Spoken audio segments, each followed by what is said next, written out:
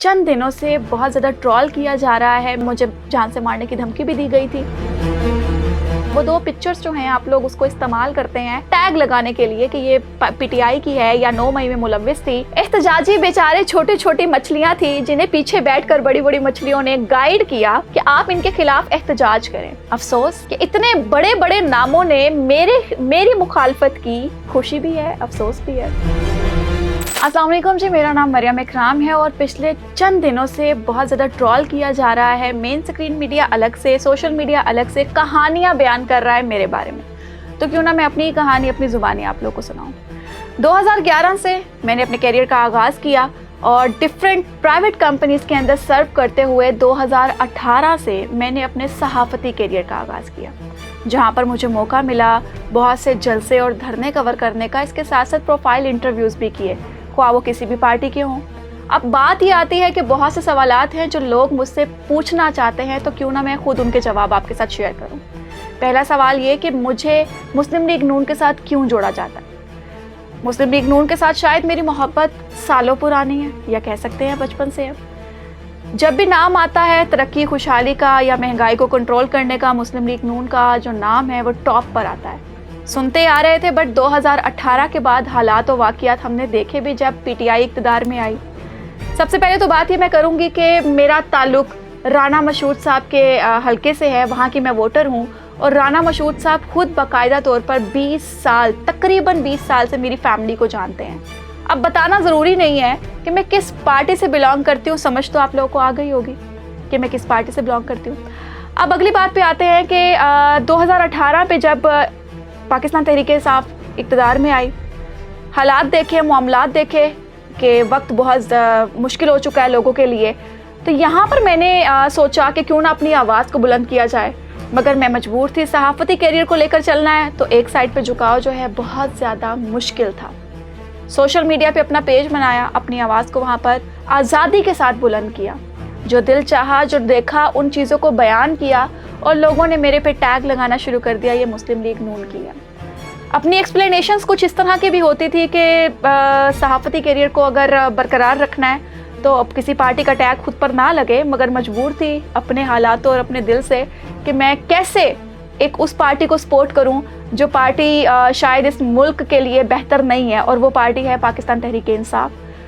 तो उनके मुखालफत करते करते करते करते वक्त गुजरता गया। 2021 आई थिंक 2022 में मुझे मुस्लिम लीग नून की तरफ से चंद लोग जो हैं वो कांटेक्ट करते हैं कि आपका काम हम देखते हैं, अप्रिशिएट करते हैं। अब काम क्या था वो भी बताती हूँ कि अब लंगर खाने का मुआजना किया जाए या फिर आप मेट्रो का करें, तो आपको ऑब्वियसली नज़र आएगा कि लंगर खाने के लिए मैं नहीं बनी हूँ, मैं मेट्रो में जा सकती हूँ। तो मैं सिर्फ ये दिखाती थी कि ये मेट्रो है, ये पाकिस्तानियों के इस्तेमाल में है, तो ये लंगर खाने क्या कर रहे हैं। ये स्पीडो है, ये पाकिस्तानियों के इस्तेमाल में है, तो ये लंगर खाने क्या कर रहे हैं। ये अगर मोटरवे है, पाकिस्तानियों के इस्तेमाल में है। यहाँ तक कि इंटरनेशनल लोग जब भी पाकिस्तान में आते हैं मोटरवे को ज़्यादा प्रेफर करते हैं सफ़र करने के लिए। ये खूबियाँ बताते बताते मैं ये भी बताती थी कि ये पनाहगाह कौन कौन इस्तेमाल करते हैं। खैर, ये चीज़ें मुझे जो है वो लगा कि पार्टी को पसंद आई और पार्टी ने मुझसे कांटेक्ट किया, मुझे अप्रिशिएट किया और उनके जो इवेंट्स वगैरह होते थे वहाँ पर मुझे बुलाना भी शुरू कर दिया। मैं गई, मैंने बहुत से इवेंट्स उनके अटेंड किए। यहाँ तक मैं अकेली नहीं, मेरे साथ और भी बहुत से लोग होते थे, बहुत से चैनल्स होते थे, बहुत से मेरे अजीज़ हैं जो वहाँ पर मौजूद होते थे। ऑब्वियसली आपस में एक दूसरे से सलाम दुआ तो होती है। तो खैर वक्त गुजरता गया, वक्त गुजरता गया। 2024 आया, 24 के इलेक्शन से पहले मुझे दोबारा पार्टी की तरफ से कांटेक्ट किया जाता है कि हम चाहते हैं कि आप इलेक्शन कैंपेन में पार्टिसिपेट करें। ओके फाइन, नो इश्यूज़, काम तो कर ही रहे हैं, आज़ादी के साथ काम कर रहे हैं। एक सहाफ़ती करियर को साइड पर लेकर अपना जो सोशल अकाउंट्स हैं, टर्म्स यही होती थी कि मैं अपने सोशल अकाउंट्स पर अपनी आवाज़ को आज़ादी के साथ बुलंद करूँगी। किसी को कोई एतराज़ नहीं था, अल्हम्दुलिल्लाह। खैर एग्री किया और एग्री करके हम इसको कंटिन्यू करना शुरू कर दिया। इसको हमने इलेक्शन कैंपेन की, बहुत से जो हैं ये इनके जलसे कवर किए, बहुत से हल्के कवर किए और हकीकत जो है वो लोगों के सामने रखी। टैग मज़ीद पक्का हो गया। अब इलेक्शन ख़त्म हुए, अनाउंसमेंट हो गई, क्या हुए हालात, क्या वाक़यात हुए। इलेक्शन के बाद जो मुझे एक पार्टी सेक्रेटरीट से कॉल आती है और वो मुझे कहते हैं कि हम आपको MNA के लिए नामज़द करना चाहते हैं। आप जाएं और अपने डॉक्यूमेंट्स जो है वो इलेक्शन कमीशन में जमा करवाएं। अच्छी खबर थी, बहुत अच्छी खबर थी। एक सहाफ़ी के लिए क्या हो सकता है, एक MNA का टिकट मिलना बहुत बड़ा एजाज़ है कि आपकी कारकर्दगी के ऊपर आपको इतना बड़ा एजाज़ दिया जा रहा है। ओके फ़ाइन, गई, अपने पेपर्स जमा करवाए, फीस से जमा करवाए, सब कुछ हुआ। कोई सियासी बैकग्राउंड नहीं था, कोई वो नहीं था, लाइक प्रॉपर्टीज़ इतनी ज़्यादा नहीं थी, कोई इतना स्ट्रॉन्ग बैकग्राउंड नहीं था और कोई क्रिमिनल बैकग्राउंड नहीं था। इलेक्शन कमीशन से अपने पेपर्स भी मंजूरी हुई और सारा कुछ बड़ा स्मूथली अल्लाह के करम से चलता रहा और सब कुछ हो गया अल्हम्दुलिल्लाह। खैर, पार्टी की तरफ से जो है वो अनाउंसमेंट भी हो गई कि मरियम इकराम जो है MNA के लिए सिलेक्ट हो गई हैं। ये चीज़ जो है बहुत से लोगों को हज़म नहीं हुई, बहुत से लोगों को प्रॉब्लम्स आई इस पॉइंट पर। अब बात मैं ये करूँगी कि बहुत से लोग जो हैं वो चैनल्स पे बैठकर कह रहे हैं कि फ़लाँ को नहीं पता था, फ़लाँ को नहीं पता था कि मरियम इकराम को जो है वो पार्टी टिकट दिया जा रहा है, फ़लाँ की नॉलेज में नहीं था। How is it possible? सवाल मेरा ये है कि किस तरह से पार्टी टिकट निकल गया, पार्टी में एक नए बंदे को ऐड किया जा रहा है, MNA की सीट दी जा रही है और आला क़यादत के साथ डिस्कशन भी नहीं हुई। खैर, ये तो बात की हैं, इनकी डिस्कशन मैं आपके साथ लंबी डिटेल में करूँगी। अब बात ये आती है कि पार्टी टिकट अनाउंस होने के बाद बहुत से लोग जो हैं उन्होंने मुखालफत की, बहुत से लोगों ने एहतजाज किया, बहुत से लोगों ने ये कहा कि हमें मरियम इकराम नामंजूर है।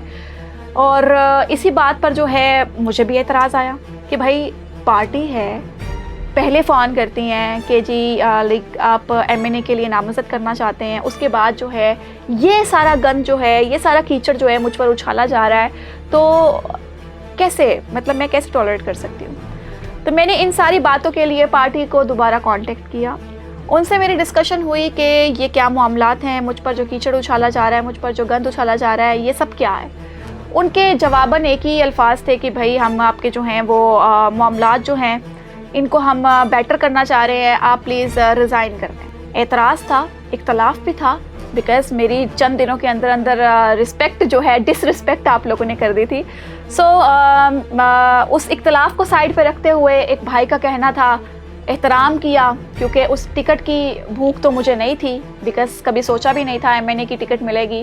खैर, जिसने रेकमेंड किया या जिसने टिकट के लिए मुझे सोचा कि मेरी एबिलिटीज़ हैं, उसी भाई ने कहा कि छोड़ दो, तो छोड़ दिया। ओके फ़ाइन, ये मामलात हुए। कोई पार्टी की तरफ से मुझ पे ज़ोर ज़बरदस्ती नहीं आई, कोई मुझ पे किसी ने थ्रेट नहीं किया, किसी ने कुछ नहीं मुझे कहा। खैर, मैंने अपनी मर्ज़ी से रिज़ाइन दिया।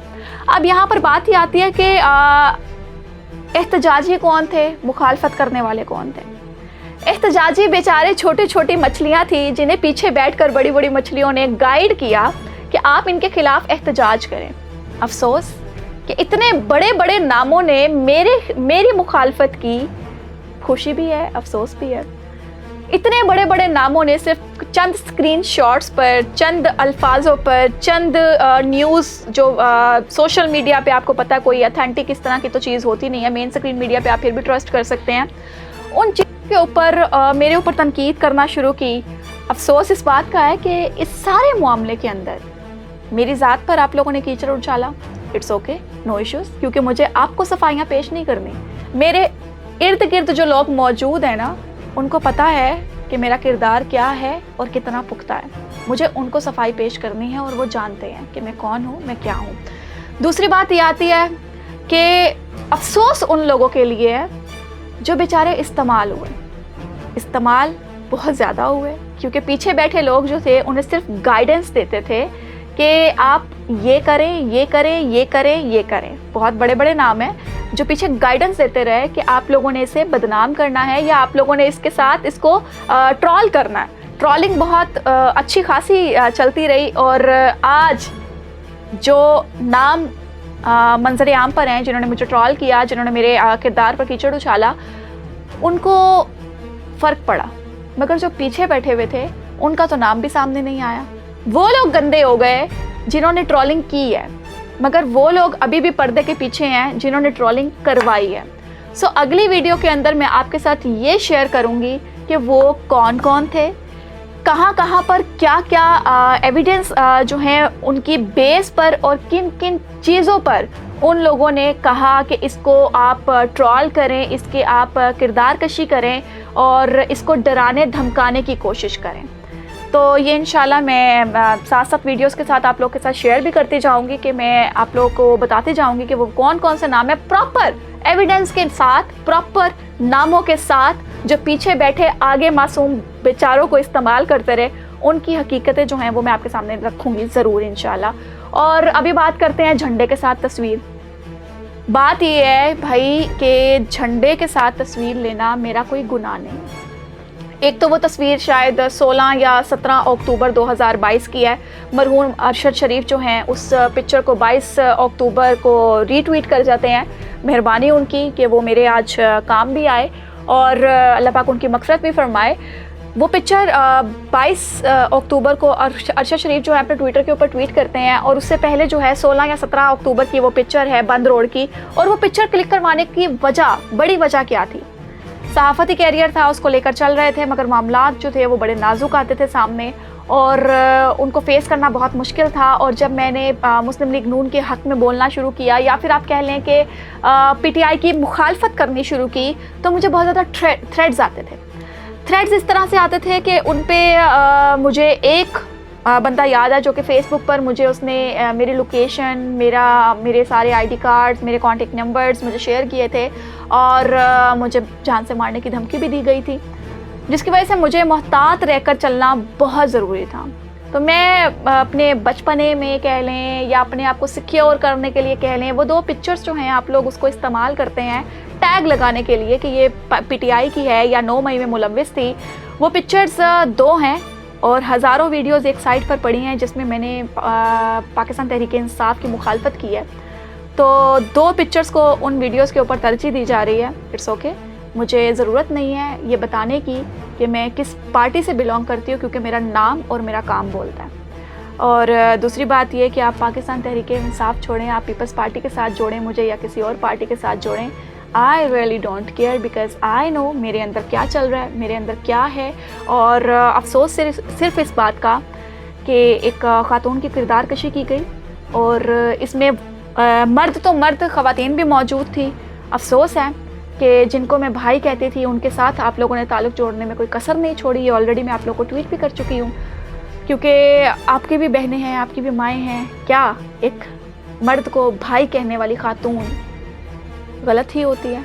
क्या आपकी बहनें, आपकी माएँ, आपकी घर में जो ख़वातीन मौजूद हैं, किसी को कभी वो भाई नहीं कहती? और अगर वो भाई कहती हैं तो क्या उसके गैर ताल्लुकात उसके साथ जुड़े होते हैं? इसका जवाब ज़रूर दीजिएगा। और वो बड़े बड़े जो, खैर मगरमच्छ कहना अच्छा नहीं होगा, बड़ी बड़ी मछलियाँ जो बैठी हैं जिनको मेरे से इख्तलाफात थे, वो बड़े बड़े नाम जो बैठे हैं जिनको मेरे से इख्तलाफात थे, इंशाल्लाह अगली वीडियो के अंदर एक एक करके आप लोग के सामने रखेंगे। अपना ख्याल रखें, दुआओं में लाजमी याद रखिएगा। कोई सवाल हो तो पूछ सकते हैं, क्योंकि अब जवाब देने के लिए मैं हाजिर हूँ। अल्लाह हाफ़िज़।